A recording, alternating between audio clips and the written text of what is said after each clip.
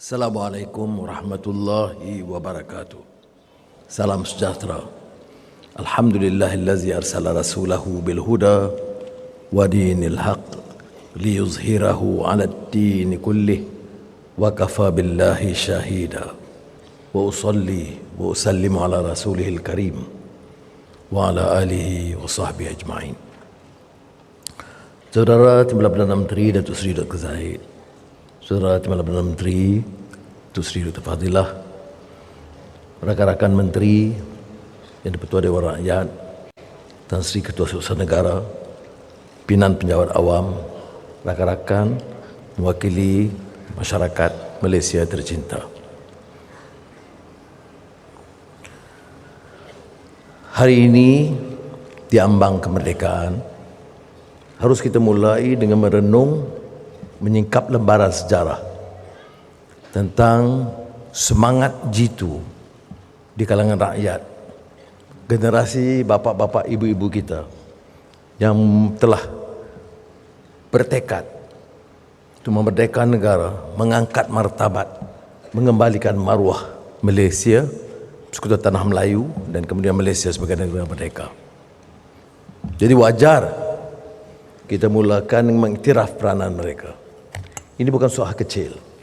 Apa arti penjajahan atau imperialisme? Ramai generasi muda kerana tidak pengalaman sama sekali dalam dunia penjajahan selain dari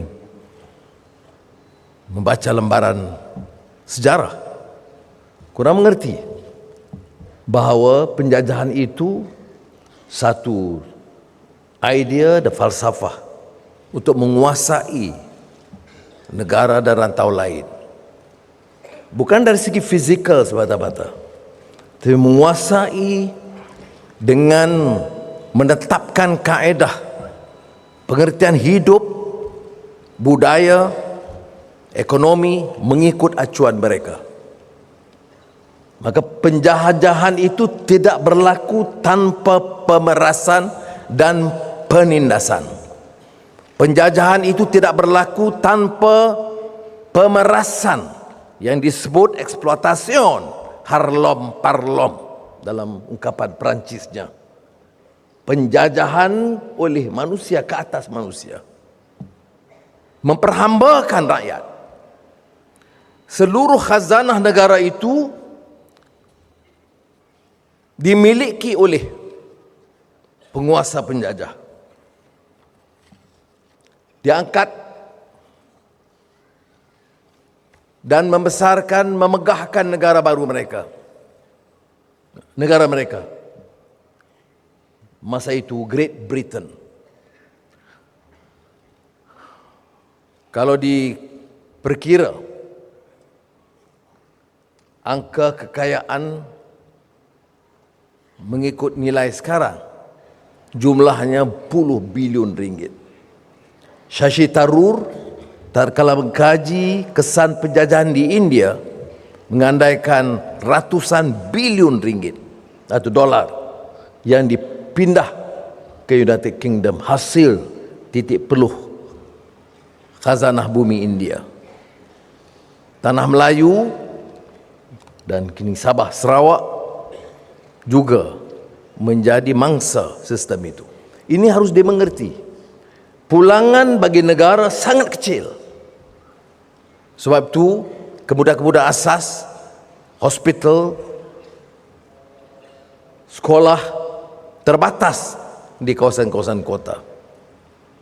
Cara pendidikan bukan saja dari segi ilmu, tetapi menguasai minda rakyat. Sebab itu Stanford Raffles kalau merangka sistem pendidikan tanah Melayu yang disebut notes untuk mengasaskan pendidikan Melayu yang ditulis di Singapura pada ketika itu, menyatakan mengangkat supaya anak-anak Melayu yang baru ini kekal dengan warna sawo matang tapi bicara dan memikir cara Inggris. Ini juga pandangan Snoghoronje di Indonesia, Lord Cromer di Mesir, Macaulay di India. Mereka tidak mampu merubah rupa dan warna, tapi mereka mampu merubah jiwa rakyat yang dijajah. Saya sengaja menyingkap pengalaman ini supaya kita tahu bahawa merdeka artinya membebaskan rakyat dari percengkaman kuasa asing dan pemikiran yang dijajah oleh kuasa asing, yang diungkap oleh seorang pemikir Islam Muhammad Al-Ghazali sebagai isti'mar ruhi wa fikri, penjajahan jiwa dan pemikiran, yang lebih sukar daripada memerdekakan negara daripada penguasaan asing. Mengapa kita tolak penjajahan dan imperialisme? Kerana memperhambakan rakyat, kerana memunggah kekayaan dan khazanah negara, dipulangkan negara mereka. Maka bangkit bapak-bapak pejuang, bukan baru, ratusan tahun lamanya, tetapi kemudian tentunya kita diperkenalkan dengan sosok-sosok seperti marhum Datuk On Jaafar yang mengingatkan kita bahawa kemerdekaan itu satu kemestian, tetapi memberi amaran.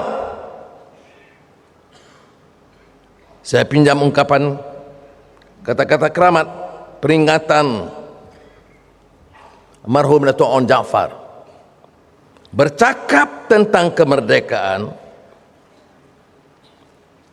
selalu sahaja mudah,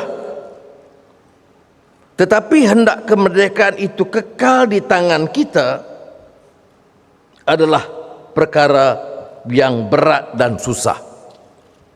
1946.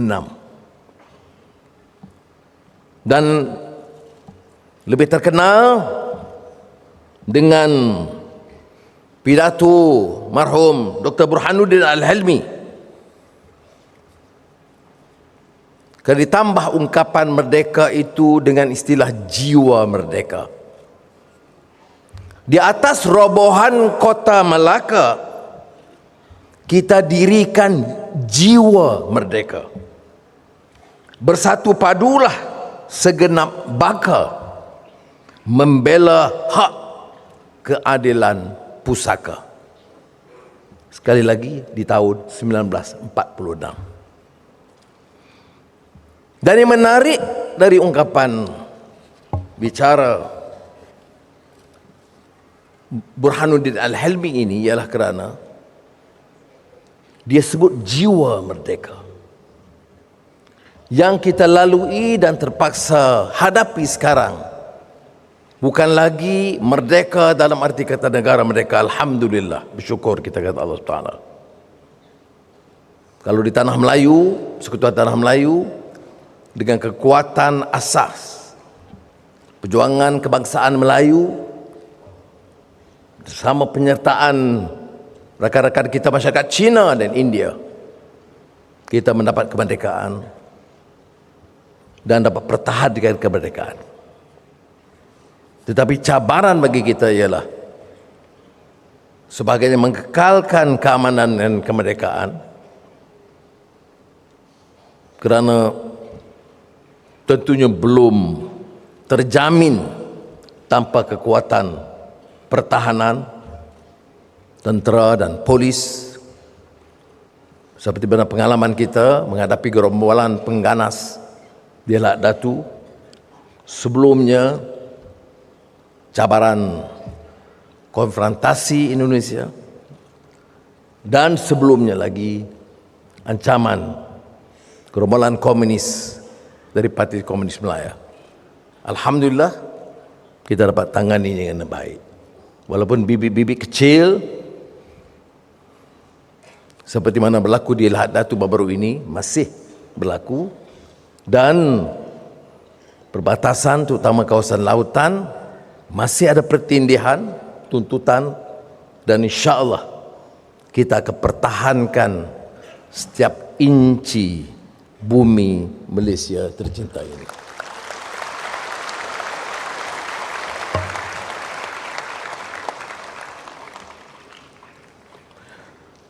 Kalau kita terima bahawa merdeka itu berarti membebaskan diri, minda dan jiwa, ini cabarannya sekarang. Mengapa kita tolak penguasaan oleh Governor General dan Resident dan pegawai-pegawai Inggeris? Bukan kerana sikap mereka saja, tapi kerana mereka memunggah kekayaan negara kita. Tapi benar, kita telah berjaya menggantikan elit politik, ekonomi dan sosial Inggris ini dengan elit politik dan sosial di kalangan pribumi dan rakyat tempatan. Tapi kita juga diperingatkan dan banyak kajian-kajian dibuat, karya-karya besar termasuk Frantz Fanon tatkala mengupas The Wretched of the Earth tentang kesan penjajahan. Masalah lebih besar ialah jiwa yang terjajah. Negara merdeka, jiwa masih terjajah. Elit yang baru mengambil alih, warna kulitnya lain, bangsa dan agamanya lain, tetapi sikap keangkuhan dan memunggah kekayaan itu diteruskan. Sebab itu kita kena tekankan dan memaknai merdeka. Memaknai merdeka maknanya dari pimpinan tertinggi sehingga rakyat harus tahu bahawa negara ini adalah satu amanah dan segala kuasa yang ada dari peringkat kecil di kampung atau di Kanpulu atau di pejabat daerah sehinggalah di Jabatan Perdana Menteri mesti melahirkan manusia yang jiwanya juga merdeka, yang tidak sanggup negara ini dijadikan perkakas untuk memperoleh habuan untuk golongan elit. Kajian ini menunjukkan bahawa usaha memastikan jiwa merdeka itu usaha yang berterusan. Memaknai merdeka maknanya segala khazanah, segala kekuatan dan usaha adalah untuk mengembalikan hak kepada rakyat, mengangkat martabat negara ini. Dan saya yakin kalau semangat ini ada di kalangan rakyat Malaysia, Malaysia akan muncul sebagai negara hebat dan gagah di Asia Tenggara ini. Syaratnya ialah semangat yang telah diperkukuh oleh bapak-bapak kita. Persatuan, perpaduan, menerima kenyataan bahawa kita merdeka dengan suku kaum Induk Melayu dan Bumi Putera, dengan pernyataan rekan-rekan lain, China, India, orang asli, dan kemudian dengan Malaysia, negara tercinta, penyertaan rakan-rakan Melanau, Dayak, Dusun, Kadazan, Bajau, Suluk, semuanya masuk dalam satu keluarga. Dan kita mesti pertahankan semangat bahawa negara ini adalah negara milik semua rakyat Malaysia ini.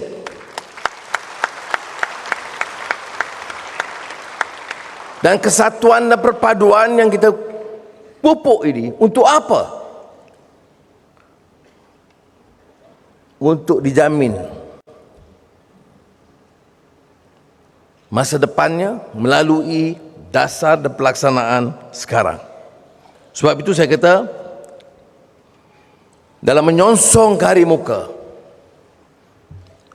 isu yang kadang-kadang sangat tidak disenangi oleh sebahagian kecil kita tentang pengurusan tata kelola, jangan gunakan kuasa untuk memunggah kekayaan untuk diri dan keluarga dan kroni.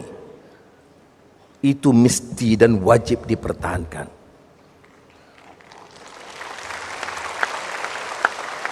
Masalah ni negara kita bukan masalah kaum, bukan masalah perbezaan kaum dan budaya dan agama.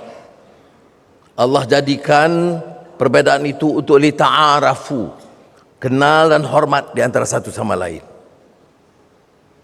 Jadi kita mesti terima kenyataan itu.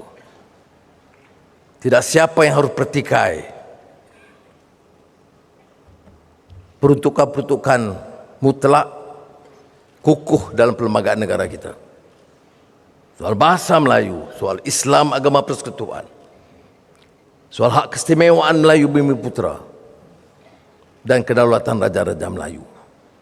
Dan negara ini tegak dulunya, tegak sekarang, dan insya-Allah akan terus tegak hebat dengan memperakui kontrak sosial di antara semua kaum dan jaminan semua bahawa hak setiap warga negara mengamalkan agama mereka, memuliakan budaya mereka, termasuk suku kaum mereka, tetap dipertahankan. Dan insya-Allah kerajaan perpaduan dengan negara madani akan pertahankan hak setiap rakyat di bumi bertuah ini.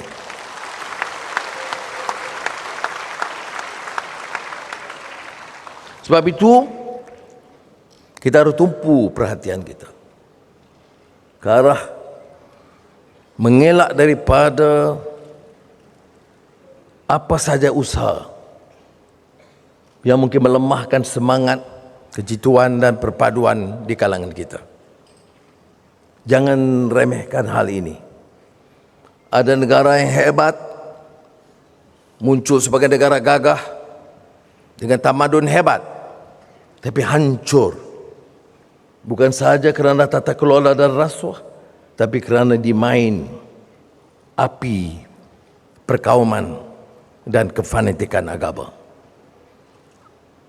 Lihat saja di kalangan negara-negara berkembang yang lain, malah negara-negara maju, bahawa perbezaan itu boleh menjadi kekuatan. Perbezaan itu boleh merusakkan sendi masyarakat dan kekuatan negara. Pilihan-pilihan kita, pilihan pimpinan, pilihan rakyat. Namanya pilihan, tetapi tentunya bagi yang berfikir dan waras, ini bukan pilihan. Ini satu imperatif atau kemestian. Seperti mana bila Allah Ta'ala memberikan pilihan kepada kita. Laqad khalaqnal insana fi ahsani taqwim thumma radadnahu asfala safilin. Allah boleh angkat darjat manusia itu sebagai sebaik-baik kejadian. Tetapi kita boleh memilih untuk menurunkan darjat kita sebagai sehina-hina makhluk. Tentunya itu bukan pilihan. Kita mahu negara kita ini dijadikan negara madani yang boleh mengangkat martabat semua rakyat. Dan martabat rakyat itu boleh diangkat sekiranya dasar kita, hukum negara kita, dan keterlanjuran yang pernah berlaku itu boleh dihindari. Dan sekiranya wacana kita dan kebebasan kita itu digunakan dengan waras dan bijak. Bukan kebebasan untuk adu domba, kebebasan untuk mencerca dan menghina, tapi kebebasan untuk mengangkat martabat manusia ini.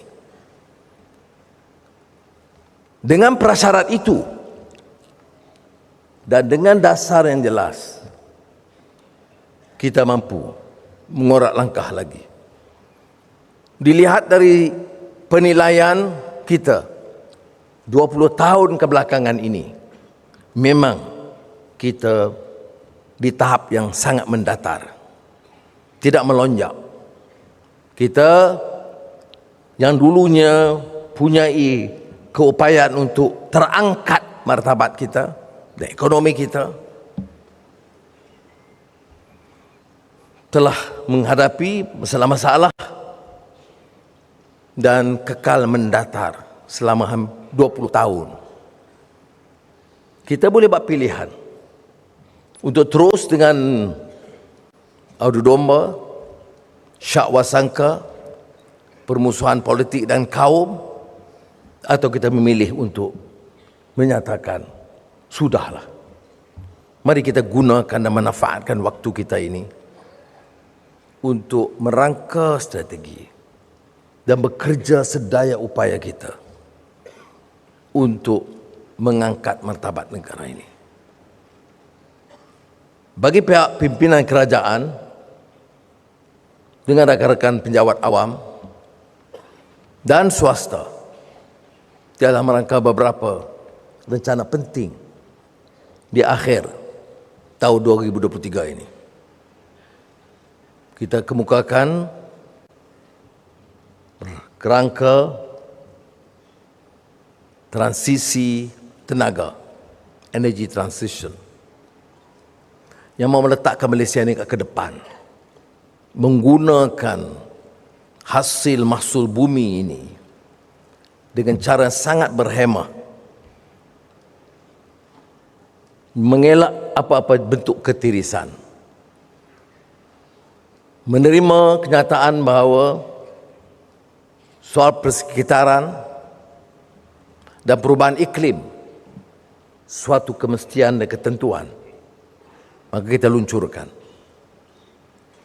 2 hari lagi kita akan luncurkan plan perindustrian negara. Bukan seperti mana biasa plan perindustrian, tetapi melakukan anjakan supaya tidak memutuskan ke arah sektor, tetapi ke arah matlamat dan mission, menjadikan Malaysia negara industri dengan teknologi tinggi, dengan transformasi digital, dan memberi ruang bagi ratusan ribu anak-anak muda dalam bidang pekerjaan baru.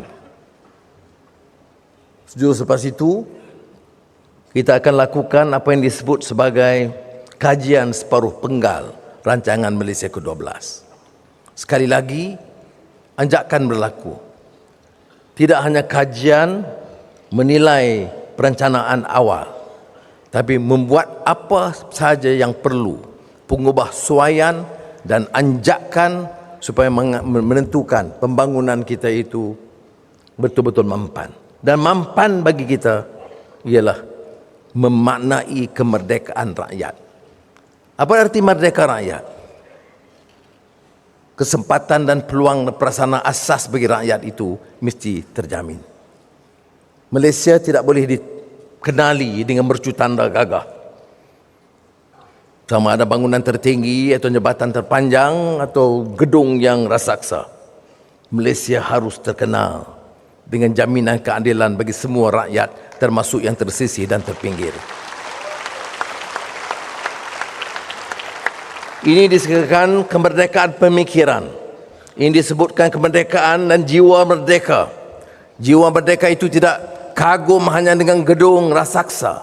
Jiwa merdeka itu dengan memberi pengertian apa arti keadilan bagi semua rakyat, bukan bagi beberapa kalangan elit terpilih. Sebab itu kita bangga, alhamdulillah, kerana tahun ini 2023, sebelum akhir tahun, secara spesifiknya bulan Oktober, semua sekolah di negara kita, sekolah kebangsaan, sekolah Cina, sekolah Tamil, sekolah Arab, semua tanpa kecuali kita jamin punyai prasarana asas yang munasabah dengan bumbungnya, dengan tandasnya.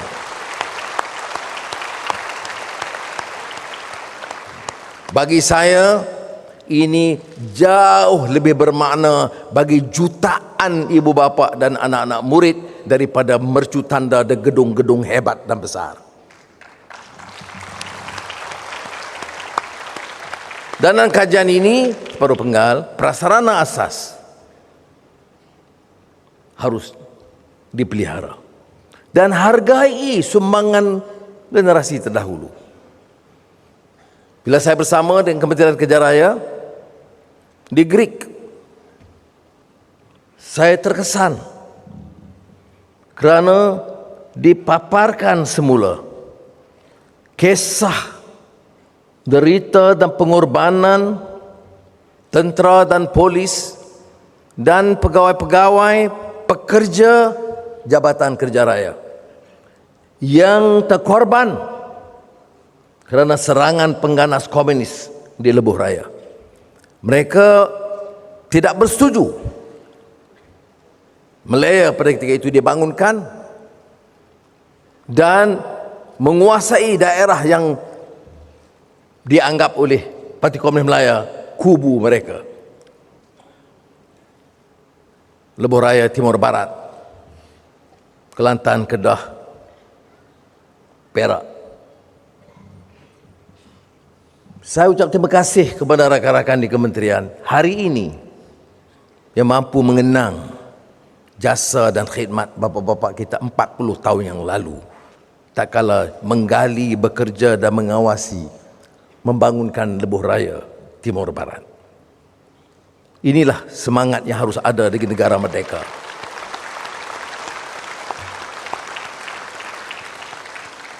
Dan saudara, jika prasarana sedemikian ada,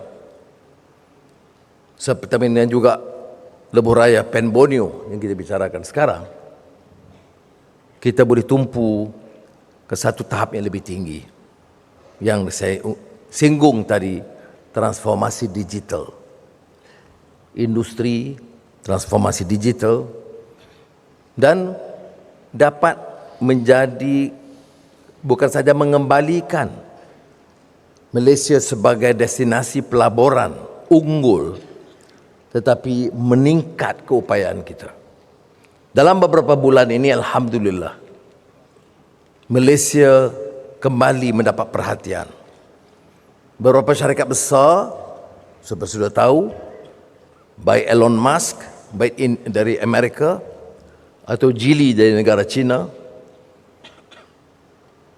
atau Infineon dari Jerman,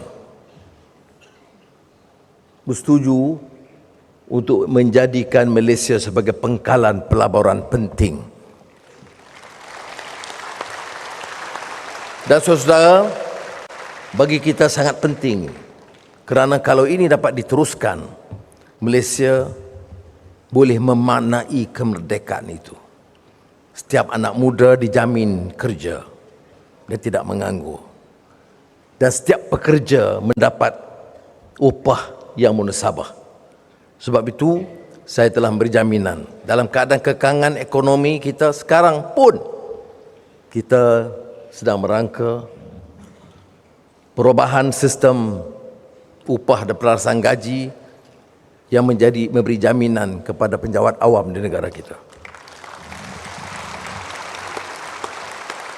Dan bagi kalangan sektor swasta, kini kita perkenalkan atas inisiasi Kementerian Ekonomi satu kadar upah yang lebih progresif, jamin supaya jangan kekal dengan gaji lama dan bicara soal gaji minima dalam keadaan industri itu melonjak naik.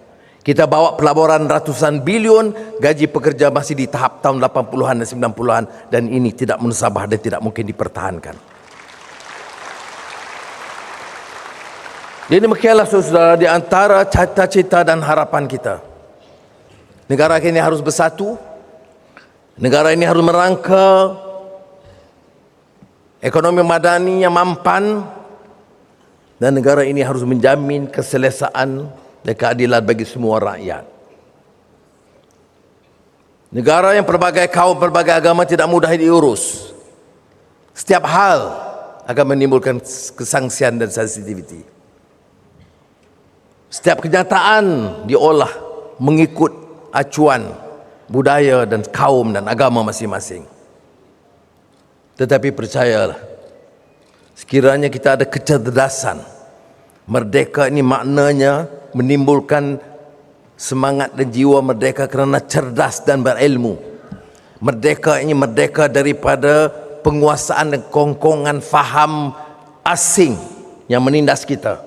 Merdeka ini juga harus merdeka jiwa daripada faham tempatan yang kolot dan jumud, yang dilawan oleh pejuang-pejuang kemerdekaan, yang dilawan oleh ulama-ulama Islam. Bukan sahaja kuasa Barat atau kuasa penjajah, tetapi juga kuasa dan pemikiran yang jumud, yang mengongkong kita atas nama kaum dan agama yang sempit, dan ini harus ditolak kerana ia akan mendapatkan satu suasana yang terkongkong dan terjajah. Apa makna negara merdeka? Jiwanya masih kolot dan jumud. Apa makna negara yang punya potensi hebat tetapi masih terperangkap dalam captive mind, pemikiran yang terperangkap kerana mau hidup tanpa ilmu, mau hidup tanpa kefahaman, dan mau hidup atas aturan orang yang punya kepentingan, sama ada korup atau jumud atau ada kepentingan-kepentingan yang sempit. Saudara-saudari, mari kita bangkitkan semangat baru. Mari kita gilap idealisme. Malaysia ini sebagai negara hebat di rantau kita. Mari kita manfaatkan waktu yang ada dan sisa-sisa hidup kita ini untuk berbuat bakti kepada diri, keluarga, masyarakat dan negara kita. Dan yakinlah, negara ini bukan biasa. Negara ini punya hasil mahsul yang hebat, melimpah ranah. Golongan pekerja dan profesional yang mampu diangkat, diasah menjadi tenaga teknologis dan profesional yang boleh bersaing dengan mana-mana negara di dunia. Syaratnya, saudara, kita angkat martabat ini. Hindari dari pandangan pemikiran penjajah dan pemikiran yang jumud, yang memperbodohkan rakyat dan menghina kita sebagai manusia. Allah berikan akal dan kecerdasan. Mari kita gilap supaya jangan kita diperkotak-katikkan, dihina dan dipermainkan atas nama apapun. Merdeka maknanya merdeka rakyat. Negara sudah merdeka berdekad-dekad. Yang belum merdeka ialah jiwa kita dan pemikiran kita. Sebab itu saya akhiri dengan mengingatkan balik apa yang disebut oleh Burhanuddin Al-Hilmi, maksud dan memaknai jiwa merdeka ataupun Muhammad Al-Ghazali, supaya kita betul-betul terlepas daripada isti'mar ruhi wa fikri, penjajahan ruh, jiwa dan pemikiran. Merdeka tahun 2023, merdeka di negara keramat Persekutuan Tanah Melayu, dan bersama Malaysia 16 September bersama Sabah dan Sarawak, maknanya satu babak baru bagi negara kita. Bila kita bicara bukan saja merdeka negara, tapi merdeka rakyat. Bukan saja merdeka fizikal, tapi merdeka jiwa dan pemikiran rakyat. Semoga Allah SWT memberikan kekuatan. Wassalamualaikum warahmatullahi wabarakatuh.